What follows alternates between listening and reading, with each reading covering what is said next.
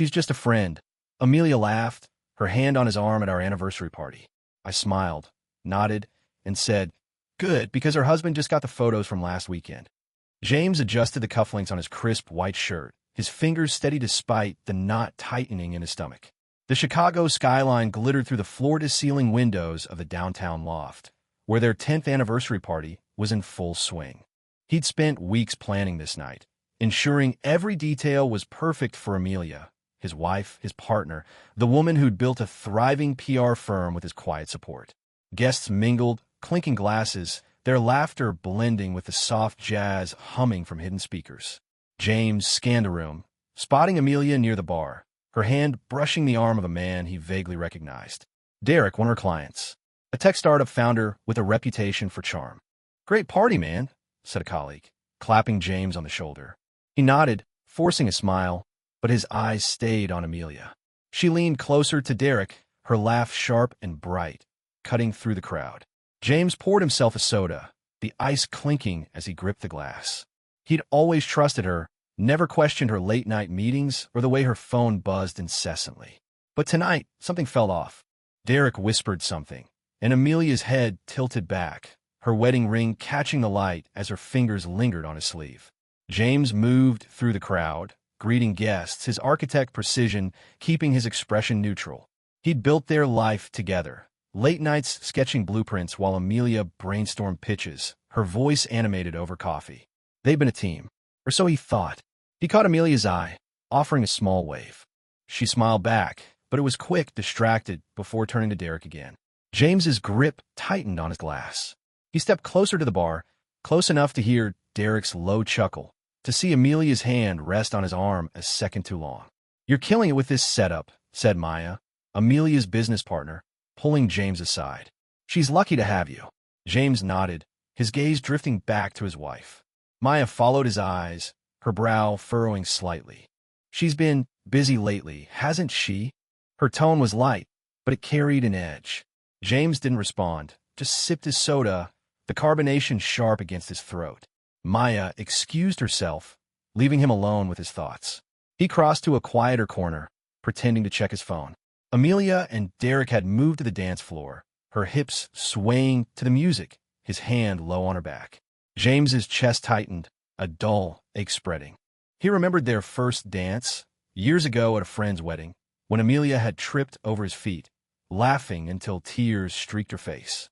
Now, she moved with Derek like they'd rehearsed it, her smile effortless, unguarded. James set his glass down, the condensation slick under his fingers. He wasn't imagining this. Something was wrong. He slipped outside to the balcony, the cool night air hitting his face. The city hummed below, cars streaking along Lakeshore Drive. He pulled out his phone, scrolling to a photo of Amelia from last summer, her grin wide as they kayaked on Lake Michigan. He'd always been her anchor, the one who stayed steady while she chased ambition. But now doubt crept in. Was he still enough? He pocketed the phone, resolving to talk to her later, to ask about Derek, to clear the air. But deep down, he knew a conversation wouldn't fix what he'd just seen. Back inside, the party was winding down. Guests trickled out, leaving half-empty glasses and crumpled napkins. Amelia stood by the bar, alone now, typing on her phone. James approached, his steps deliberate. "Having fun?" he asked, keeping his voice even. She looked up, her smile faltering for a split second before snapping back into place. "Yeah, it's been great. Thanks for all this." She gestured vaguely at the room, then tucked her phone away. "Where's Derek?" James asked, testing the waters. Amelia's eyes flicked to the side. "Oh, he left. Client stuff, you know." She laughed, but it was hollow, unconvincing. James nodded, his jaw tight. He offered to help clean up, but Amelia waved him off, saying she'd handle it with Maya. He grabbed his coat, stealing one last glance at her as she turned back to her phone, her fingers flying across the screen. Outside, he stood by his car in the parking garage, the engine idling as he replayed the night. Derek's hand on her back, her laugh, the way she didn't look for him once. He drove home alone, the city lights blurring past, a quiet resolve forming. He wouldn't confront her yet. He'd watch, he'd wait, and he'd find out exactly what she was hiding. James sat at his drafting table, the glow of his laptop casting sharp shadows across his Chicago apartment.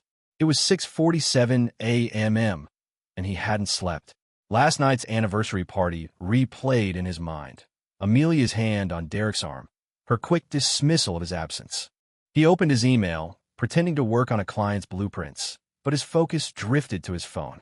He'd synced Amelia's cloud account years ago to share photos, a forgotten convenience he now hesitated to exploit. His thumb hovered over the app, then pressed. Messages loaded. Most were mundane, client updates, lunch plans with Maya, but one thread labeled D caught his eye. "Can't stop thinking about you," it read, sent at 1:03 a.m. from Amelia. James's pulse quickened. He scrolled. "You make meetings fun," she'd written days earlier.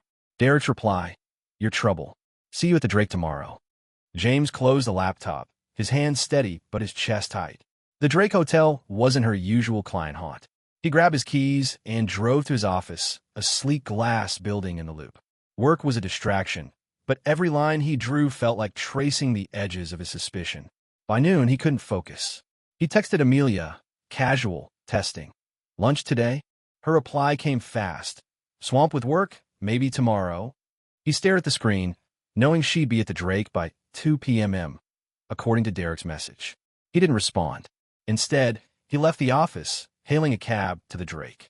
The lobby buzzed with tourists and business types, but James lingered outside, leaning against a street lamp, his baseball cap low.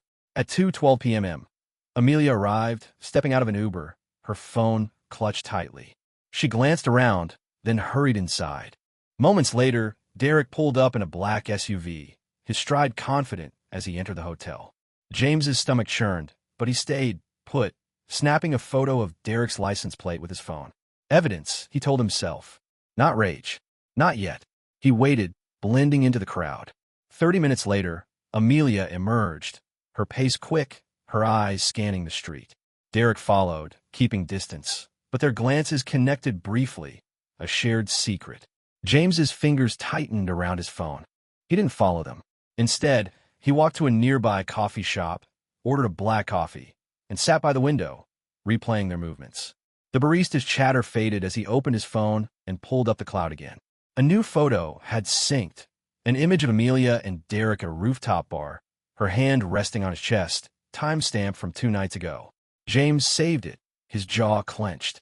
Back home, Amelia was already there, typing on her laptop in the kitchen. "Rough day?" she asked without looking up. James nodded, setting his bag down. "You?" he replied, watching her closely. She shrugged. "Just client stuff. Exhausting."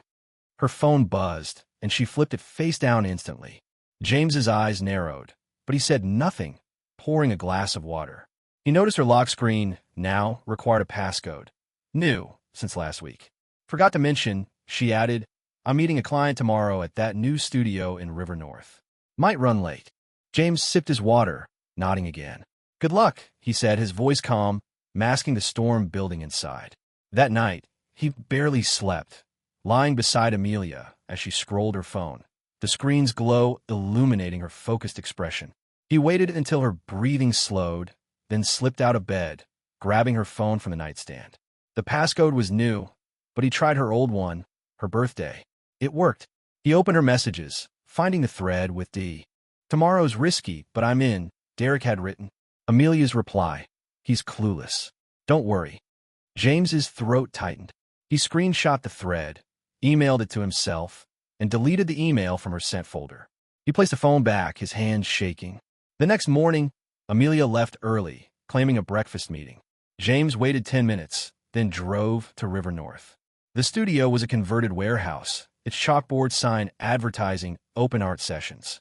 He parked a block away, watching as Amelia arrived, her steps hurried. Derek pulled up minutes later, his SUV unmistakable. They didn't touch, didn't linger, but their familiarity was undeniable as they entered together. James didn't follow. He drove to a print shop instead, uploading the rooftop photo and the message screenshots to a USB drive. He paid for hard copies, tucking them into his jacket. Evidence was piling up, but he needed more, not for proof, but for leverage. At home, he hid the prints in a locked drawer, then called Maya, Amelia's business partner. "Can we talk about the firm?" he asked, keeping his tone neutral. Maya agreed to meet at a diner near her office. Over coffee, she sensed his tension. "Everything okay with you and Amelia?" she asked, stirring her latte. James hesitated, then slid a single photo across the table. The rooftop bar shot. Maya's eyes widened. "This isn't good," she said, her voice low. "She's been distant, but I thought it was work stress." James leaned forward. "I need your help to know how deep this goes." Discreetly. Maya nodded, her expression grim. "I'll keep an eye out."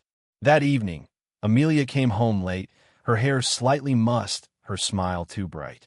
"Studio was amazing," she said, dropping her bag.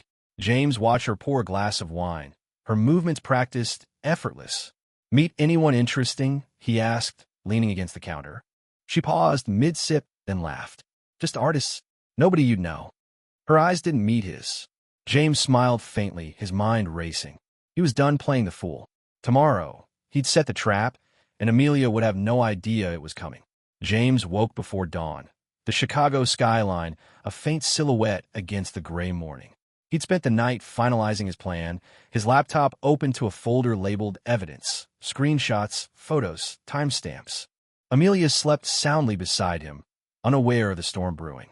He slipped out of bed, grabbed a burner phone he'd bought at a gas station, and programmed it with a single contact. Derek's number, pulled from her messages. He typed a text, "Unsent for now.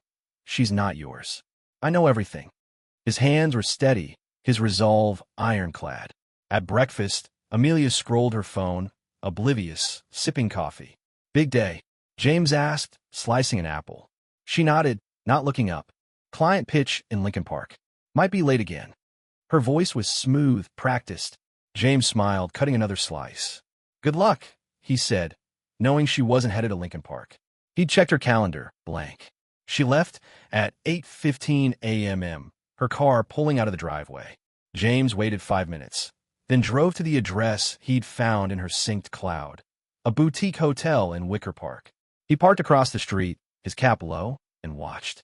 Amelia arrived at 9:03 a.m., stepping out of her car, glancing at her phone. Derek's SUV rolled up moments later. They entered the hotel separately, but James caught the brief look they exchanged, calculated, intimate.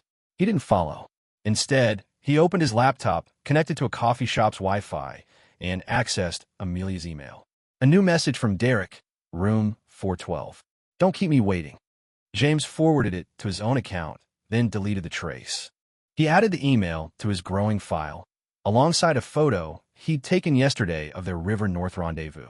Back home, James called Maya, Amelia's business partner, arranging to meet at her office.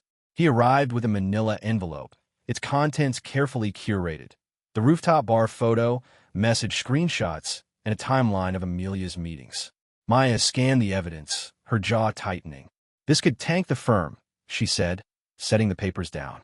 "Clients won't trust her." James nodded. "I'm not here to destroy her. I just need the truth out."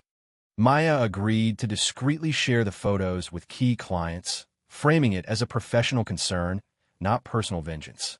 James spent the afternoon preparing his final move. He booked a table at the Signature Room, a high-rise restaurant overlooking Lake Michigan, for 7 p.m. He texted Amelia, "Dinner tonight? Just us." Her reply was quick, "Love that. I'll be there." Her enthusiasm stung, but James stayed focused. He slipped the burner phone into his jacket, its message to Derek now scheduled to send at 6:45 p.m., just before dinner. He also emailed a zip file of the evidence to his lawyer, with instructions to hold it unless needed. Every step was deliberate, legal, airtight. At 6:30 p.m., James arrived at the restaurant, securing a corner table with a view of the city's twinkling lights. Amelia walked in at 7:02, her stride confident, her smile bright as she spotted him. "This is a nice surprise," she said, sliding into her seat. James nodded, offering a small smile. "Thought we needed a night out." They ordered wine and appetizers, her chatter filling the silence. Work, clients, a new campaign. James listened, his expression calm, but his mind tracked the minutes. At 6:47, his phone buzzed, a confirmation the burner text had sent to Derek. He ignored it, watching Amelia sip her wine, unaware. The waiter brought their entrees, and James leaned forward. "How's Derek's project going?" he asked, his tone casual. Amelia's fork paused midair, her eyes flicking to his. "Fine. Why?"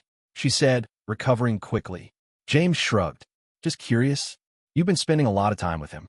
She laughed, brushing it off. It's just work. You know how it is. Her phone buzzed, and she glanced at it, her smile faltering. James caught the name on the screen. Derek. She silenced it, but her fingers lingered on the phone. As dessert arrived, a chocolate tart they'd always shared, the waiter set the burner phone on the table, per James's earlier instructions. Left for you, ma'am, he said, walking away. Amelia froze, staring at the cheap black flip phone. James leaned back, his heart steady. Open it, he said, his voice low but firm. She hesitated, then flipped it open.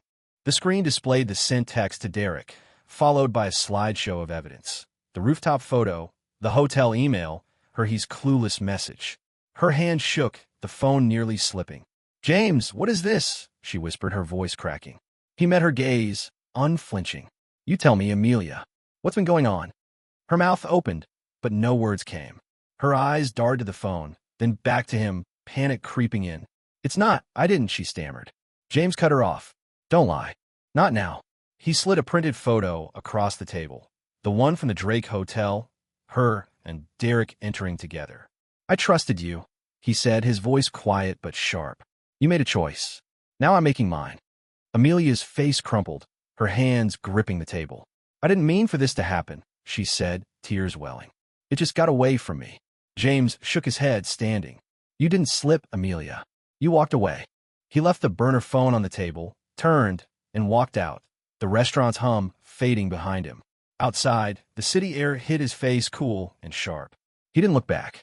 The trap was sprung, and the truth was out. Whatever came next, he was ready. James stood outside the signature room, the Chicago wind cutting through his jacket as he hailed cab. His phone buzzed, Amelia calling. He let it ring, climbing into the back seat and giving the driver an address in Wicker Park, where he'd rented a small studio apartment earlier that day. The burner phone stunt had worked. Amelia's stunned silence at the restaurant confirmed she'd been caught. He stared out the window, the city's lights streaking by, his mind racing but calm. This wasn't about destruction. It was about clarity. At the apartment, James dropped his keys on a bare counter and powered on his laptop. An email from Maya waited. Client saw the photos. 2 pulled contracts this morning. Amelia's scrambling. James didn't reply. He'd shared just enough with Maya to expose Amelia's unprofessional conduct, ensuring the fallout stayed within legal bounds. He opened another email, this one to Derek's wife, Lauren, attaching a single photo from the Drake Hotel and a brief note. You deserve to know. He hit send, then shut the laptop. No turning back now. His phone buzzed again. Amelia, texting. We need to talk. Please come home. James ignored it, unpacking a duffel bag with essentials he'd grabbed before dinner. He wasn't ready to face her, not yet.